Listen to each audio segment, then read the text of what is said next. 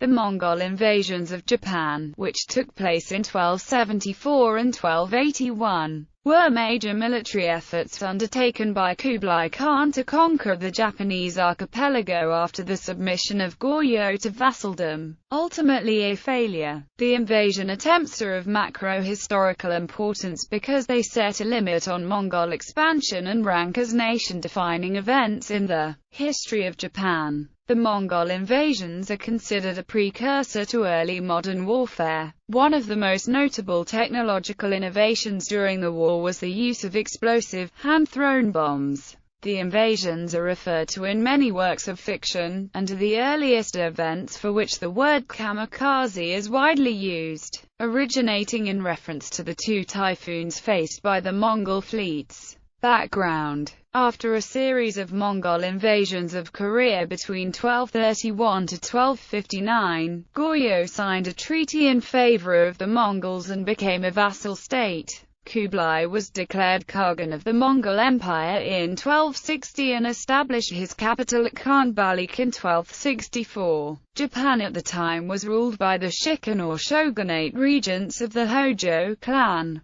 who had intermarried with and wrested control from Minamoto no Yori, shogun of the Kamakura shogunate, after his death in 1203. The inner circle of the Hojo clan had become so preeminent that they no longer consulted the council of the shogunate, the imperial court of Kyoto, or their Gokunin vassals, and made their decisions at private meetings in their residences. The Mongols also made attempts to subjugate the native peoples of Sakhalin, the Ainu, Oroqenic peoples, from 1260 to 1308. Contact. In 1266, Kublai Khan dispatched emissaries to Japan with a letter saying, "Cherished from mandate of heaven, the great Mongol emperor sends this letter to the king of Japan. The sovereigns of small countries, sharing borders with each other, have for a long time been concerned to communicate with each other and become friendly, especially since my ancestor governed at heaven's command. Innumerable countries from afar disputed our power and slighted our virtue.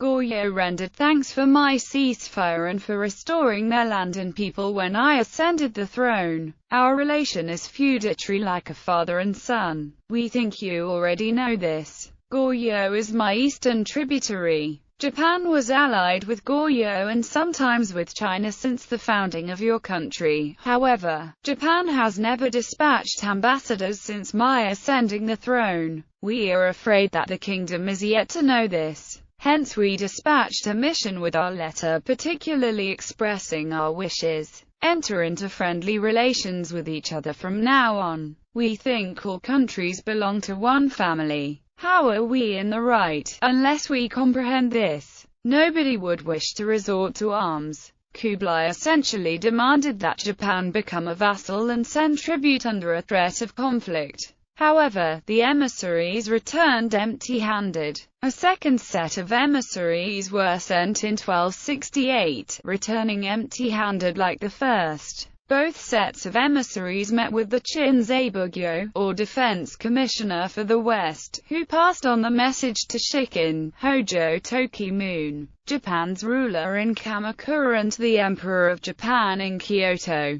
After discussing the letters with his inner circle, there was much debate. But the Shikin had his mind made up. He had the emissaries sent back with no answer. The Mongols repeatedly resent demands, some through Korean emissaries and some through Mongol ambassadors on March 7, 1269, September 17, 1269, September 1271, and May 1272. However, each time, the bearers were not permitted to land in Kyushu. The imperial court suggested surrender out of overwhelming fear, but really had no say in the matter since its marginalization after losing the Jokyu War. The shogunate ordered all those who held fiefs in Kyushu, the area closest to the Korean peninsula and thus most likely to be attacked, to return to their lands, and forces in Kyushu moved west, further securing the most likely landing points. After acknowledging its importance, the imperial court led great prayer services, and much government business was put off to deal with this crisis.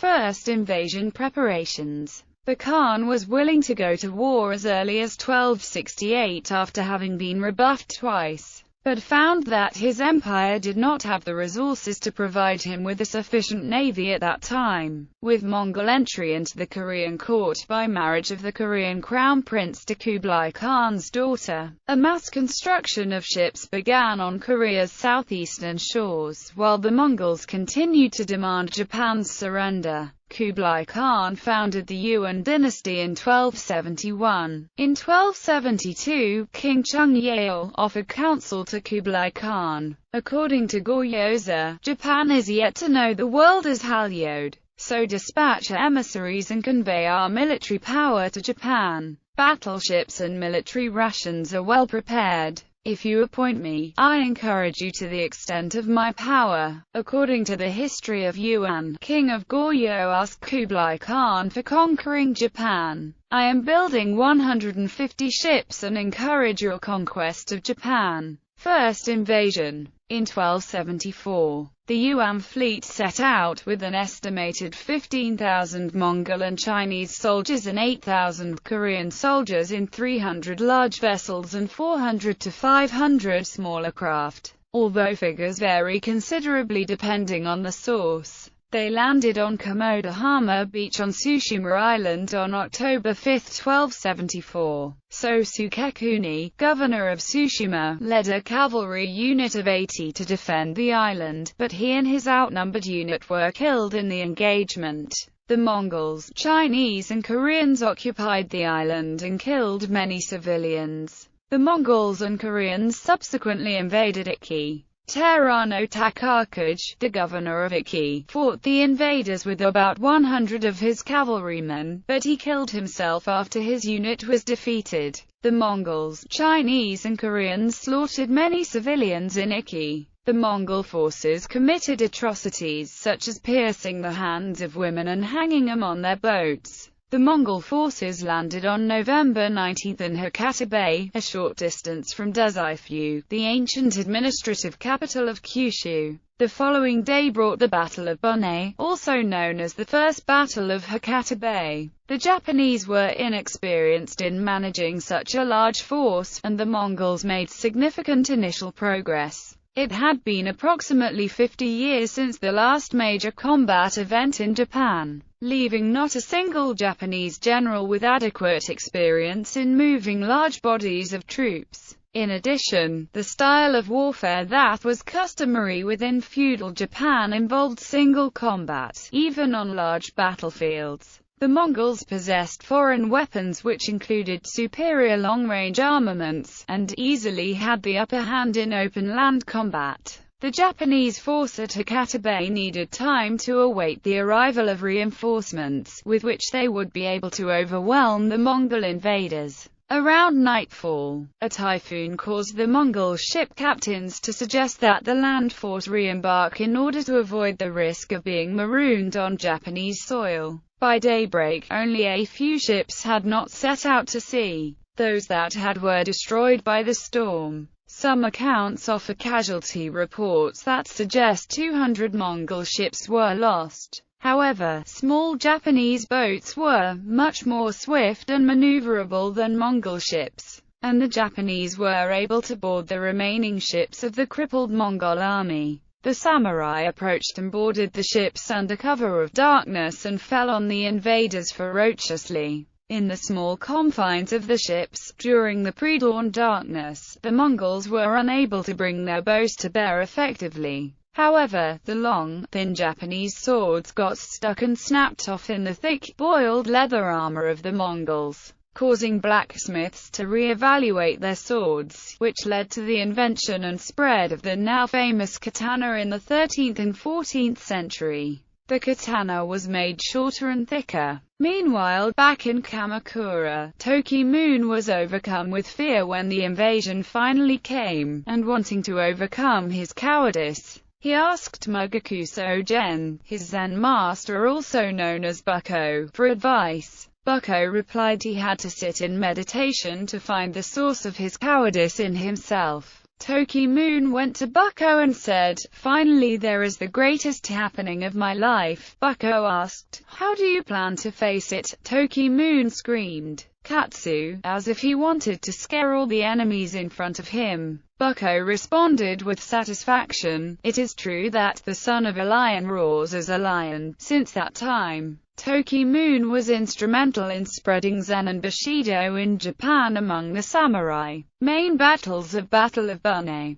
Battle of Tsushima Island, Mongolian Victory on October 5. About 1,000 soldiers of Mongolian army landed at Komoda Beach. Sukekuniso, Shugo Day of Tsushima Island was killed in action. The Mongolians slaughtered many dwellers of Tsushima Island. Battle of Iki Island, Mongolian Victory on October 14. Terra no Cage Taker, Shugo Day of Iki led about 100 soldiers. They were defeated by the Mongolian army and he committed suicide in Hitsume Castle. About 1,000 Japanese soldiers were killed there. Battle of Hirata Island, Taka Island and Nokono Island, Mongolian Victory on October 16 to 17. The Mongolian army attacked the base of the Sashi clan. Hundreds of Japanese soldiers and Hisashi Sashi, Tomaru Sashi and Izumu Sashi were killed. Battle of Akasaka, Japanese Victory. The Mongolian army landed on Sawara district and encamped at Akasaka. On seeing this situation, Takehisa Kikuchi surprised the Mongolian army.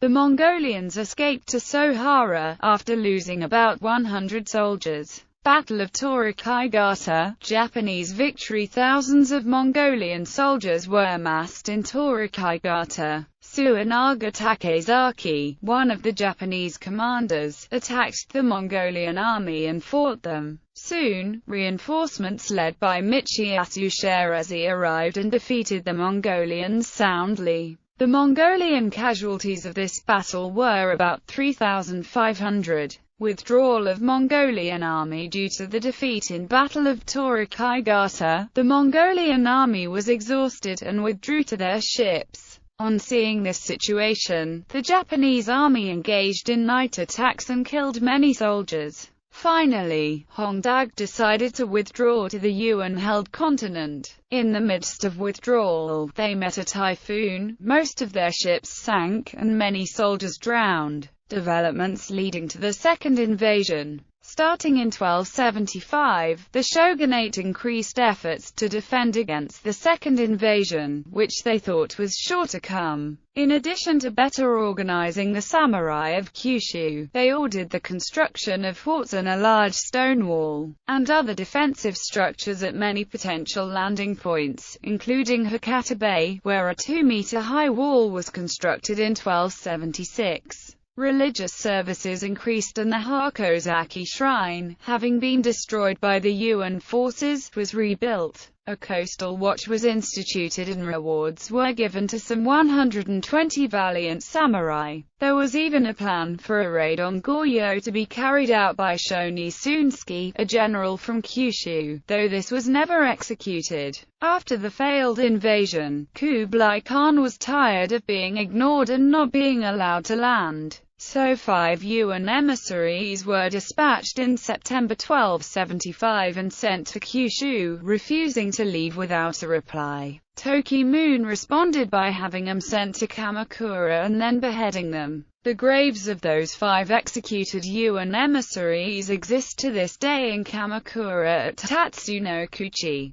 Then again on July 29, 1279, 5 more Yuan emissaries were sent in the same manner, and again beheaded, this time in Hakata. Expecting another invasion, on February 21, 1280, the imperial court ordered all temples and shrines to pray for victory over the Yuan. Second invasion. In the spring of 1281, the Mongols sent 2 separate forces. An impressive force of 900 ships containing 40,000 Yuan troops set out from Masan, Korea, while an even larger force of 100,000 sailed from southern China in 3,500 ships. The Mongols' plan called for an overwhelming coordinated attack by the combined imperial Yuan fleets. The Chinese fleet of the Yuan was delayed by difficulties in provisioning and manning the large number of ships they had. Their Mongol fleet set sail, suffered heavy losses at Tsushima, and turned back. In the summer, the fleet took Ikishima and moved on to Kyushu, landing at several different locations. In a number of individual skirmishes, known collectively as the Battle of Koan or the Second Battle of Hakata Bay, the Mongol forces were driven back to their ships. The Japanese army was heavily outnumbered, but had fortified the coastal line, and was easily able to repulse the auxiliaries that were launched against it. Beginning August 15, the now famous Kamikaze, a massive typhoon, assaulted the shores of Kyushu for 2 days straight, and destroyed much of the Mongol fleet. Furthermore, it is now believed that the destruction of the Mongol fleet was greatly facilitated by an additional factor. Most of the invasion force was composed of hastily acquired flat-bottomed Chinese riverboats and ships built in Goryeo and all of a similar type. According to Goryeo, Southern Song-type ships were too costly and the construction was too slow, so the traditional types were constructed instead. Such ships were difficult to use on high seas, let alone during a massive typhoon. Main battles of Battle of Koan, Battle of Tsushima Island, Japanese victory on May 21. The Mongolian army landed on Tsushima Island and invaded. They met fierce resistance there and later withdrew. Battle of Shikano Island, Japanese victory on the morning of June 8. The Japanese army divided their force into two and attacked along Umi no Nakamichi. The Japanese army lost 300 soldiers but defeated Hongdag and Zhang Cheng. Hongdag nearly died in this battle. On June 9, Zhang Cheng solidified the defense of his army, but due to the fierce Japanese attacks, the Mongolian army was again defeated. After this defeat, the Mongolian army escaped to Iki Island. Battle of Iki Island, Japanese victory on June 29. 10,000s of Japanese army including Matsura clan, Uzoji clan and Takagi clan began an all-out attack on Iki Island. On July 2, Aikyo Uzoji landed on Setora Beach and defeated the Mongolian army. As a result, the Mongolian army decided to abandon Iki Island and withdrew to Hirata Island. Battle of Mikuria, Annihilation of Mongolian Navy on July 5, Suinaga-Takesaki attacked and annihilated the Mongolian Navy. After this battle, most of the commanders of the Mongolian army escaped to their own country. Battle of Taka Island, Annihilation of Mongolian army on July 7. There were about 100,000 soldiers of the Mongol army without commanders. Upon seeing this development, the Japanese army carried out an all-out attack. Kurichika Togo, Kortu Togo, Sukekado Fujiwara and Nagahiso Shimazu defeated 100,000 soldiers. The Japanese army took 20,000 to 30,000 prisoners in this battle. At the completion of this battle, Japan's victory was confirmed. Military significance. From a military perspective, the failed invasions of Kublai Khan were the first of only 3 instances, the others being Japanese invasions of Korea and the Japanese invasion of Ryukyu when the samurai fought foreign troops rather than amongst themselves. It is also the first time samurai clans fought for the sake of Japan itself instead of for more narrowly defined clan interests. The invasions also exposed the Japanese to an alien fighting style which, lacking the single combat that characterized traditional samurai combat, they saw as inferior. This difference is noted in the Hakuman Gadokun. According to our manner of fighting, we must first call out by name someone from the enemy ranks, and then attack in single combat. But the Mongols took no notice at all of such conventions. They rushed forward all together in a mass, grappling with any individuals they could catch and killing them. The Mongol method of advances and withdrawals accompanied by bells, drums and war cries was also unknown in Japan, as was the technique of Mongolian archers, which involved shooting arrows en masse into the air rather than long-range one-on-one combat. The Zen Buddhism of Hojo Tokimune and his Zen master Bukko had gained credibility beyond national boundaries, and the first mass followings of Zen teachings among samurai began to flourish. The failed invasions also marked the first use of the word kamikaze. They also perpetuated the Japanese belief that they could not be defeated, which remained an important aspect of Japanese foreign policy until the end of World War II. The failed invasions also demonstrated a weakness of the Mongols, the inability to mount naval invasions successfully after the death of Kublai. His successor, Timur Khan, unsuccessfully demanded the submission of Japan in 1295.